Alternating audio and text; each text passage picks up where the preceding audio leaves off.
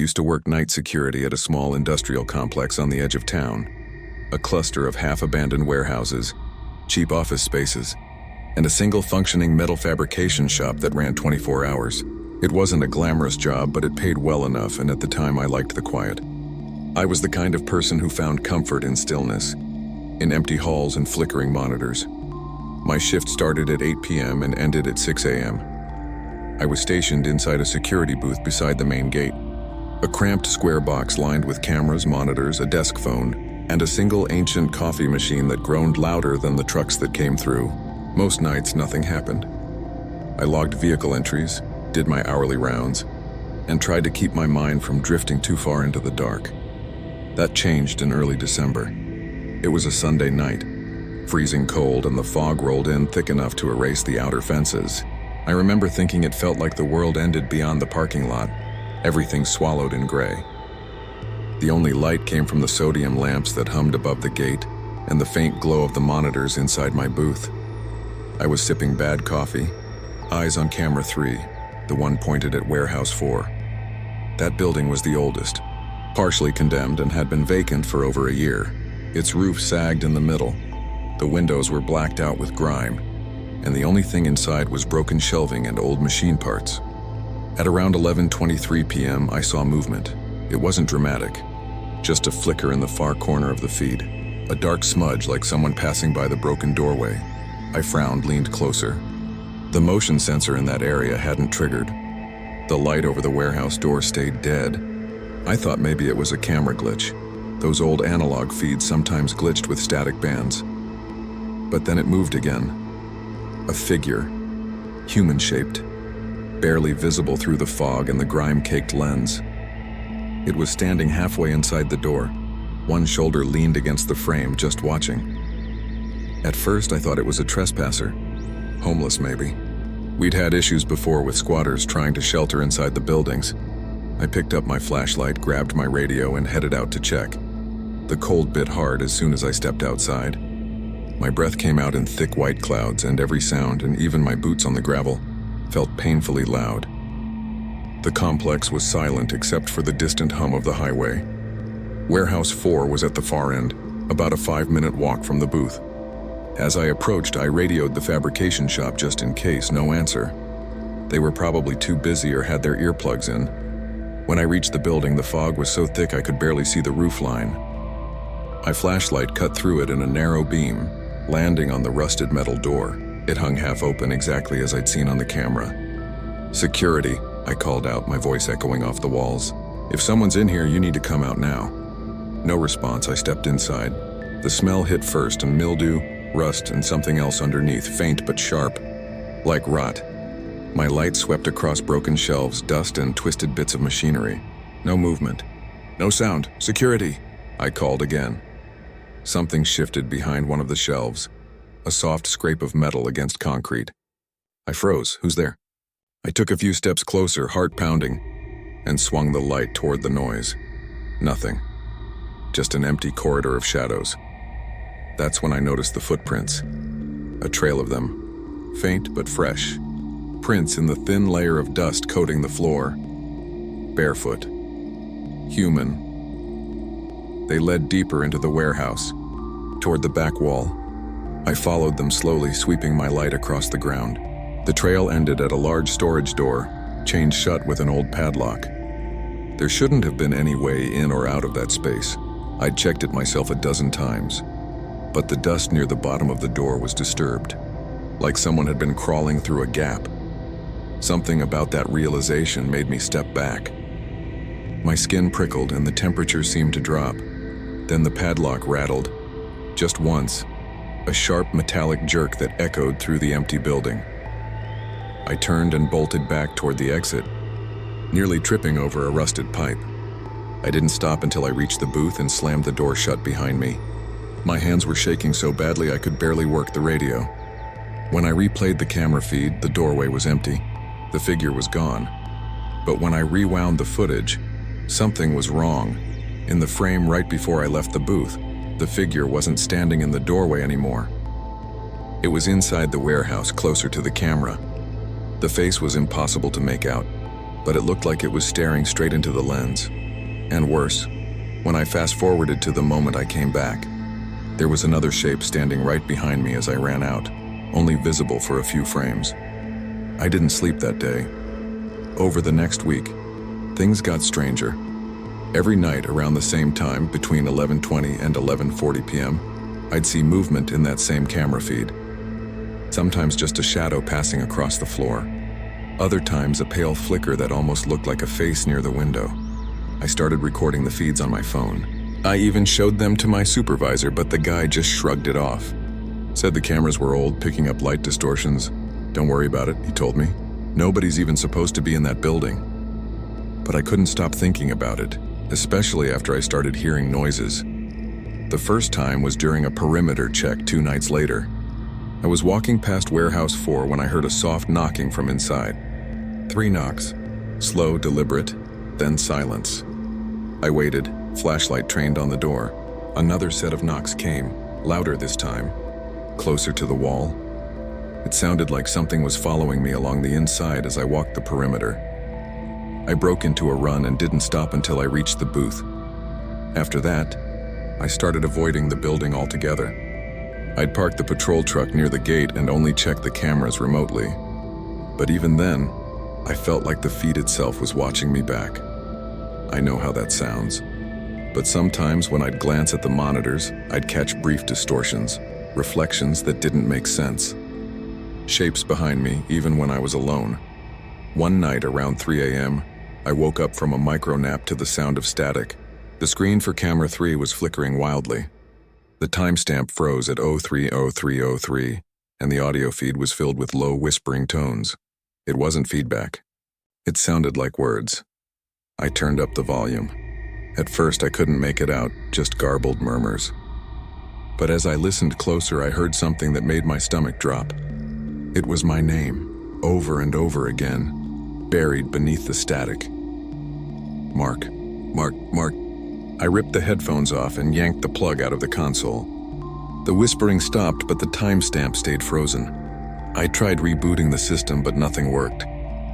The monitor stayed black for several minutes before the feed came back, this time showing the interior of Warehouse 4. Only the camera wasn't pointed there before.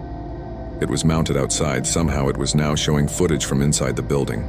The image was dark, grainy, and tilted at an angle. I could barely make out the floor, the shelves, and the back wall, the one with the chained door. And standing in the middle of the frame was that same figure. Closer now, its head tilted.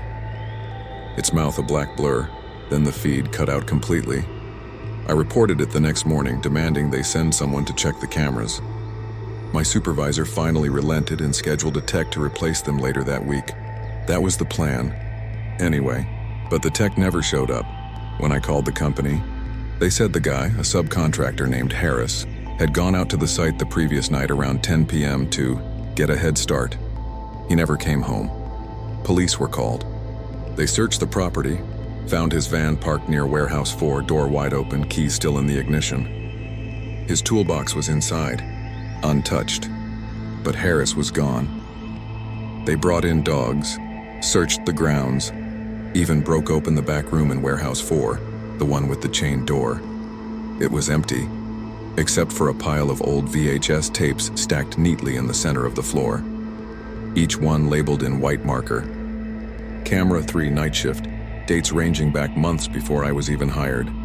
I quit the next day, but sometimes I still check the online forums where night guards swap stories. A few months ago, I saw a post from another guard who'd taken the job after me. He uploaded a still frame from one of the security feeds. Warehouse 4, the timestamp read 11:23:41 p.m. In the corner of the image, half hidden by fog, there was a shadow leaning against the doorway, exactly where I'd seen it that first night, only this time. It wasn't just watching, it was smiling. I used to work the night shift in a regional hospital's long-term care wing. For privacy reasons, I won't name it, but it was one of those places where time seemed to stand still. The air always smelled faintly of bleach and sickness, and every clock ticked louder than it should have. Night shift was a strange kind of purgatory, half the staff, half the light, and none of the warmth. I'd been a nurse for 7 years, but those particular nights were the hardest. Maybe because after midnight, hospitals stop pretending to be about healing. After midnight, they're just places where people wait, some for recovery, some for something else entirely. It was the winter of 2016 when I started noticing strange things on my floor. My unit had 10 patient rooms, numbered 1 through 10. Room 9 was always empty, or at least it was supposed to be. According to records, it had been out of use for almost 2 years after an incident involving a patient who'd passed away unexpectedly. The details were vague. The staff who'd been there back then didn't like talking about it, so room 9 sat locked. Lights off, curtains drawn.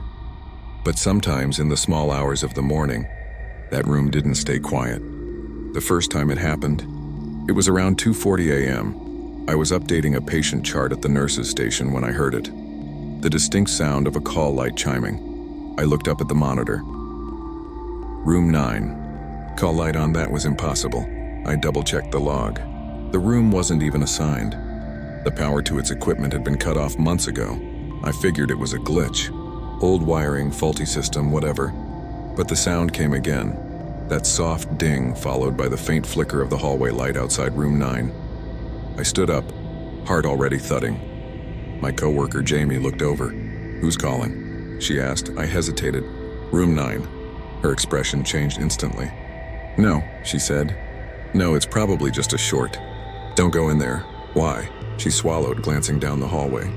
"Because last time someone answered that light, they didn't come back right." I laughed it off, thinking she was kidding, but her face didn't change. Still, I couldn't just ignore a call light. Procedure or not, it was my responsibility to check. So I grabbed my flashlight and walked down the hall. The closer I got to room 9, the colder the air felt. The rest of the hallway was warm and sterile, but near that door it was like walking into a freezer. The walls even looked different. The paint slightly grayer, the tiles darker, as if the light didn't reach as far. The door itself was closed. A faded sign taped across it. "Maintenance hold, do not enter." The call light above it glowed red. I hesitated, hand hovering over the handle. "Hello?" I called softly. "This is the nurse's station. Is someone in there?" No response. Then I came the sound of movement, something dragging across the floor inside. Slow. I felt every instinct scream at me to leave. But duty won out. I turned the handle and pushed the door open. The smell hit me first. Stale disinfectant and something else underneath, sour and organic. The flashlight beam cut through the darkness, revealing an empty hospital bed, an unplugged monitor, and a single chair facing the wall. Empty. I exhaled, my breath visible in the freezing air. The call light stopped flashing. I stepped closer, shining the light around. The chair was old and cracked, its vinyl seat split open. I noticed scuff marks on the floor, like it had been dragged from one side of the room to the other. Then something caught my attention. The monitor. It wasn't plugged in, but the screen was flickering faintly. A dim green pulse. I leaned in. The display showed a flat line, then, for a second, a blip, a heartbeat. Then it went black again. That was enough for me. I backed out of the room and shut the door. When I turned around, Jamie was standing halfway down the hall. "I told you not to go in," she said quietly. I laughed nervously. It was nothing. Just a monitor glitch. She didn't laugh. That's what the last nurse said too. The following week, I couldn't stop thinking about that room. Every time I walked past it, I felt that cold air again. Then one night, something changed. A patient in room 8, an elderly man named Clarence, started pressing his call button repeatedly. When I got to his room, he looked terrified. "There's someone next door," he whispered, pointing toward the shared wall with room 9. "What do you mean?" I asked. "I heard them coughing. All night. They keep saying my name. I checked the wall. Nothing but silence."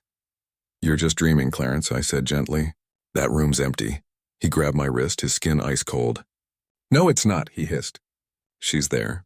"The woman in the chair." I froze. "What woman?" His eyes widened. "The one who died in there. She wants someone to talk to."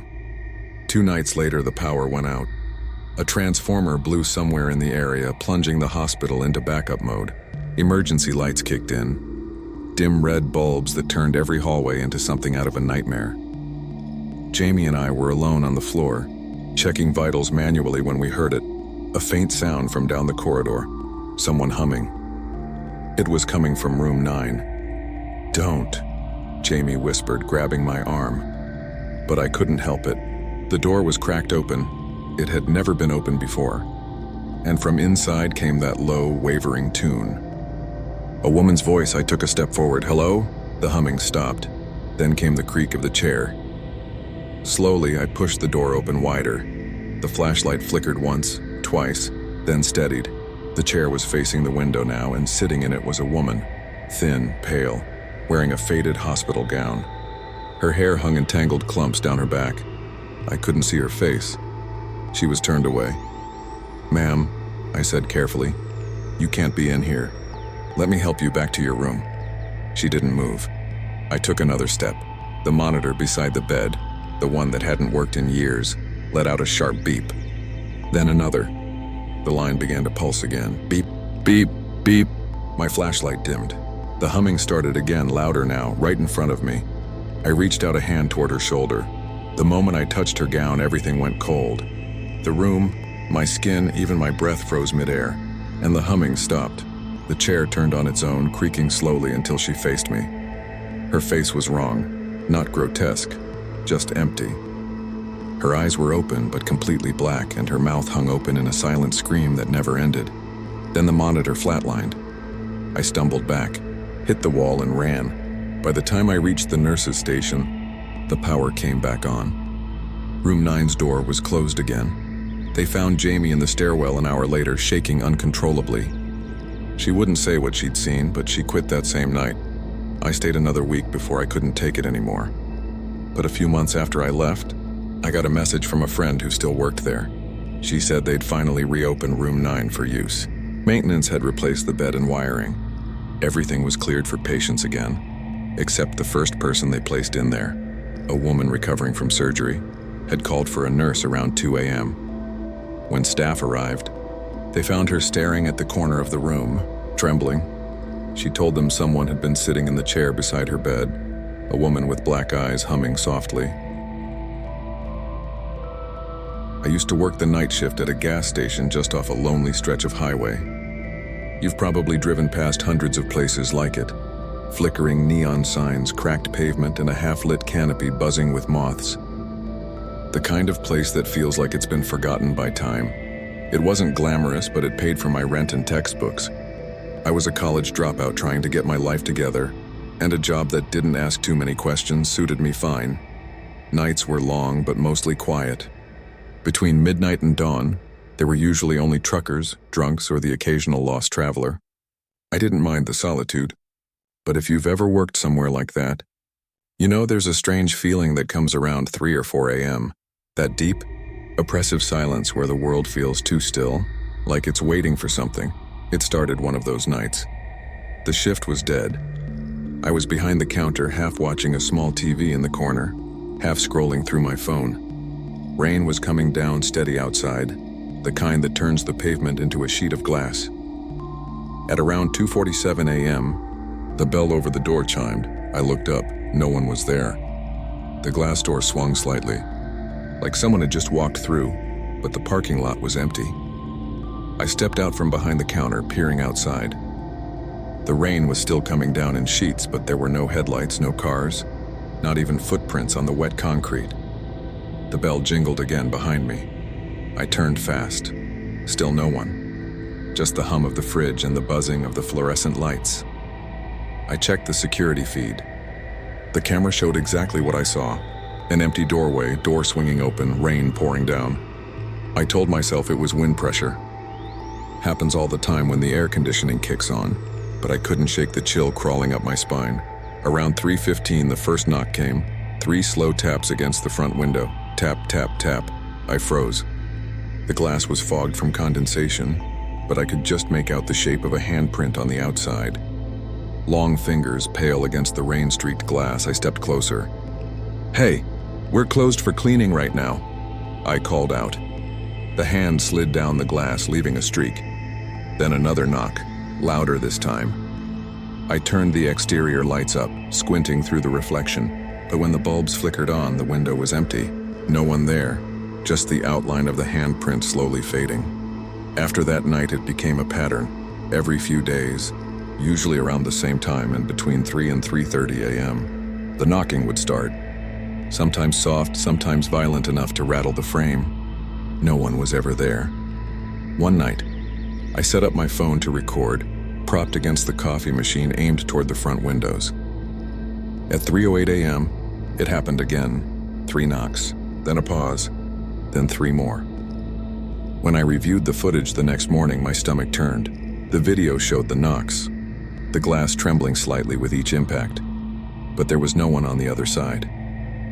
Nothing at all, just the reflection of me behind the counter looking straight at the camera, except in the reflection, there was something standing behind me, a tall, dark shape, featureless, leaning over my shoulder. I didn't sleep for days after that. I tried telling my manager, but he laughed it off. "Ghosts don't pay for gas," he said.